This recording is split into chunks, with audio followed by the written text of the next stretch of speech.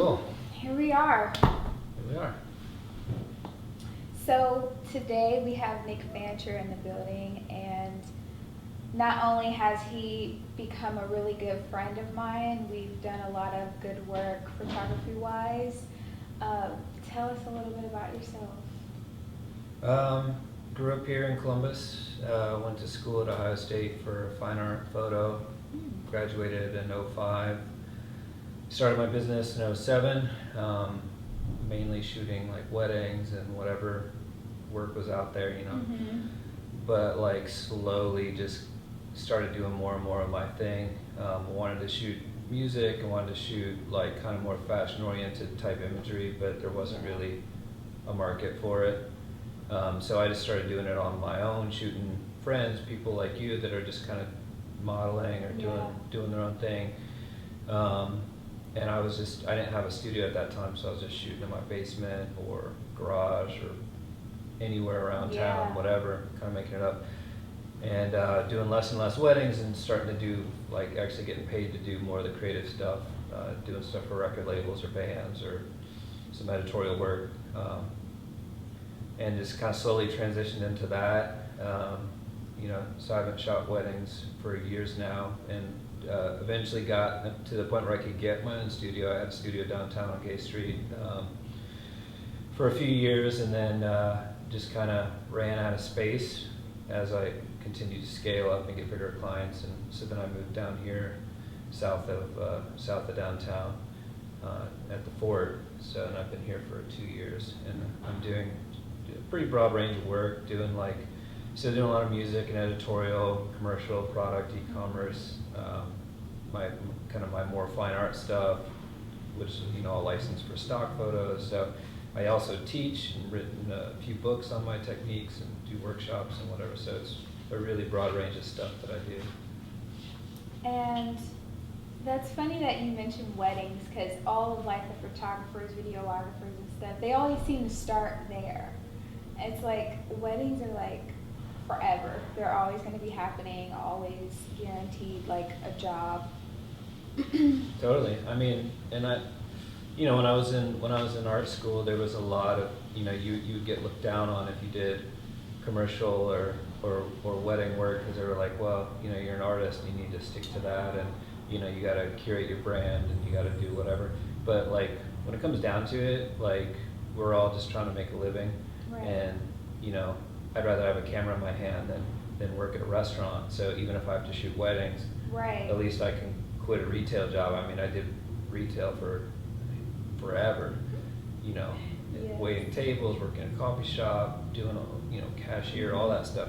So, I mean, for me, weddings were way better than that. And I shot weddings the way I wanted to. I was like, I didn't assist anyone or just, follow some shot list, like it has to look like this, this, and this. It was like I shot weddings like I would shoot an assignment for Rolling Stone. I was like, I want to make you guys look like rock stars. Yeah. And there wasn't anyone doing that in Columbus at the time. It was all available light, like very traditional style. And so for me to come out doing that stuff, I could carve out a niche. And then, when clients would hire me, they didn't over kind of direct me. I was basically like, I'm not taking your shot list. They hired you because they like what you do. Exactly. So it created a lot of freedom and mutual respect, and I didn't feel like I was just hired help. Most of the time, sometimes I did. Yeah. So this man who is sitting in front of me has done work for Victoria's Secret, Columbia Records, Apple Music, published in New York Times, and so many more. And in 2016, when we first met, that's when I grew some balls and I reached out to Nick, and I was just like kind of modeling, doing stuff. I started off doing runway, so I realized that I needed to do more of like the editorial print thing. Once I started doing this, I've been hit, like I just can't leave. I love it so much. But I don't know how I saw your work. I know I saw it and I was like, he's definitely going to be on the list of the people that I reach out to. And turns out 2016 was like a year I was just like, F it, I'm going to reach out to all these people, even though you're huge, like bigger than the people that I've been just working with or coming across. So I'm like, oh my God. But you reached back out, and we've been working ever since. I brought you here today because I wanted to talk about time management. We worked together for the first time in 2016 at your studio prior to this one, and it was good. It was just, testing the waters, filling each other out, and it worked, and we did another shoot. But that next shoot, I was late, and I honestly had forgot about the shoot and just didn't think about it. Then you contacted me, and I'm like, oh my God. So I can't remember how late I was, but I was late. And then, was it the shoot right after that? So that shoot was like a team shoot. There was like makeup and wardrobe and assistant and all this stuff. And I think you were an hour or two late for that. And then, because I don't think you had a car, you forgot about it, and then you had to take a bus or get a ride or something. So it was like, pretty late. And then the shoot, we were going to shoot again after that, like a few months later or something like that. And I guess you had texted me, but it didn't go through.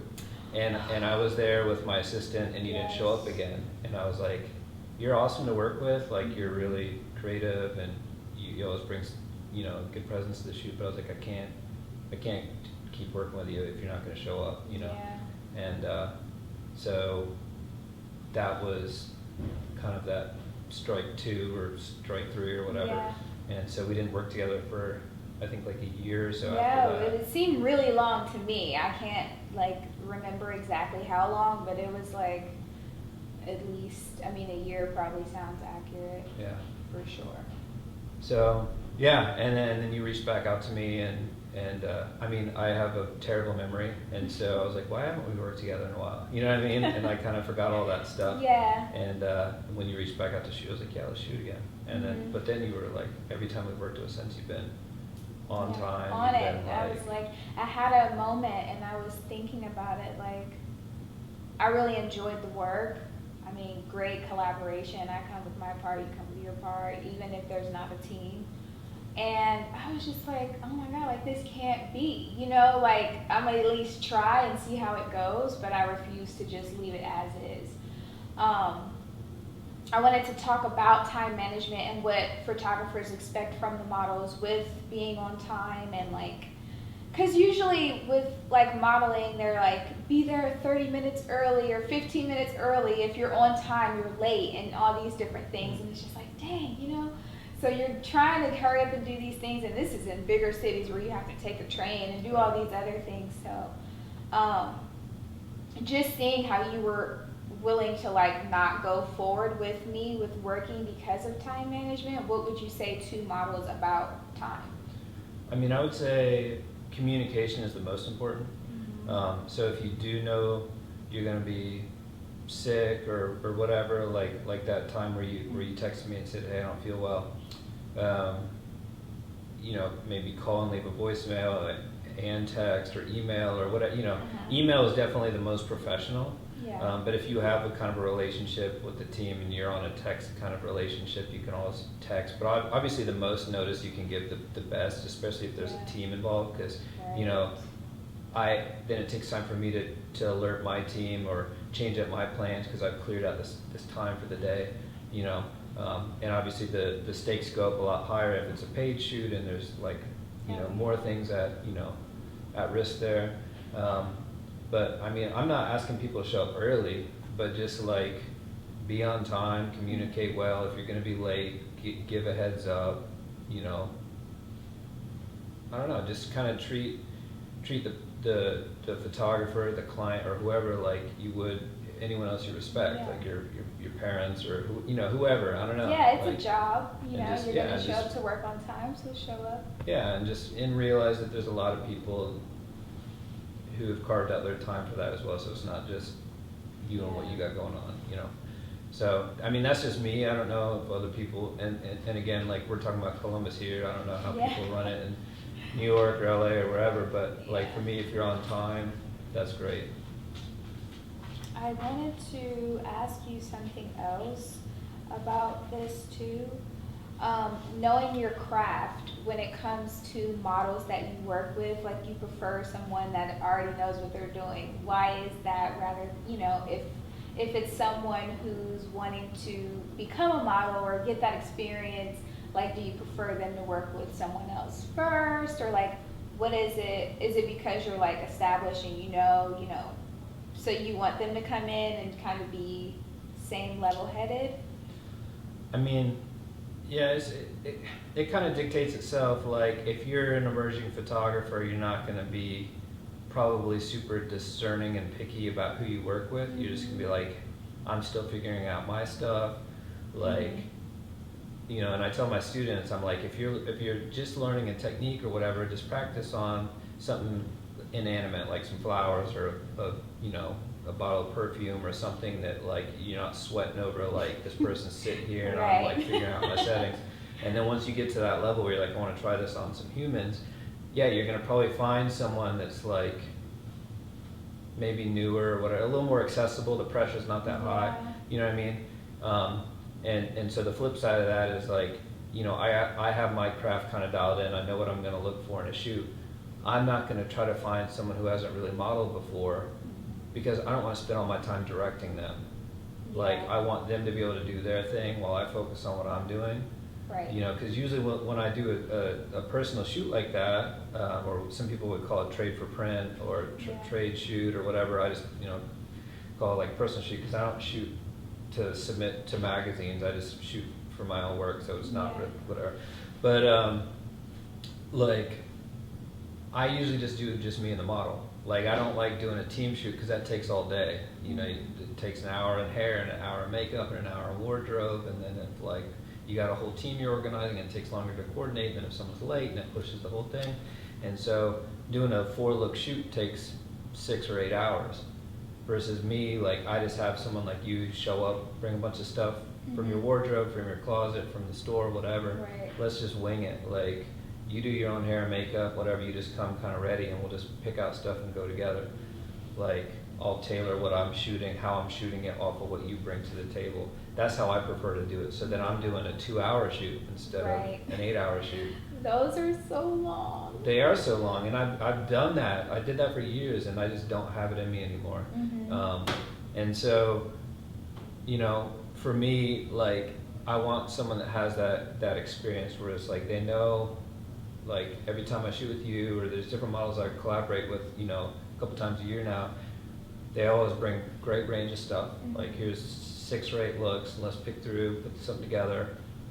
You're gonna always give me, like, really good poses and, like, energy and whatever, and I can just focus on what I'm doing, what techniques I'm doing, and I don't have to like dedicate any mental space to trying to coach them out of doing the same cliche poses and, like, trying to look sexy and trying to whatever. It's like, I'm not about that. So that kind of segues right into how you would become a go-to model. Like, I feel like I'm one of your go-to models, which is an honor. But just knowing your stuff, right? Just coming in, I'm doing my part, you're doing your part. Yeah, I mean, being confident, give me a good range of stuff. Like, there's a certain amount of, like, syncing that we have to kind of do, whereas, like, sometimes if I work with someone that's not as experienced, they're blinking every time I take the shot, and we can't really get on the same sync, or they're just doing the same 3 poses, and it's just like arm behind the head and just like popping their chest out or whatever. Like, I can tell they did a lot of time in front of the mirror, but they didn't do a lot of time in front of the camera, kind of thing. And it's just like, they don't know subtlety, like, often the best poses are just a subtle little head turn, or something about where you set your eyes. Like, you're not looking too high, you're not, like, looking too foreground. It's little things that, like, the more you shoot, the more you, like, look for that, and it's hard to direct that. You're just like, turn your head, and they just, like, whip their head over. It's like, no, it's just like a micro movement, like, and so the more experience you have, you just kind of know that. Well, we have a book out, and I will link that in the description or the bio, whatever that is. of our work from the beginning of time until the present day that I'm so happy about. I haven't even took mine out the plastic. I think I'm just gonna like frame it or something. Like, I've looked at it many times, but I always put it back in there and I like seal it up so it doesn't get ruined. It'll stay nice and clean. Well, unless there's something you want the people to know, we are good. Yeah, I can't think of anything. Yeah, but thanks for having me on your show.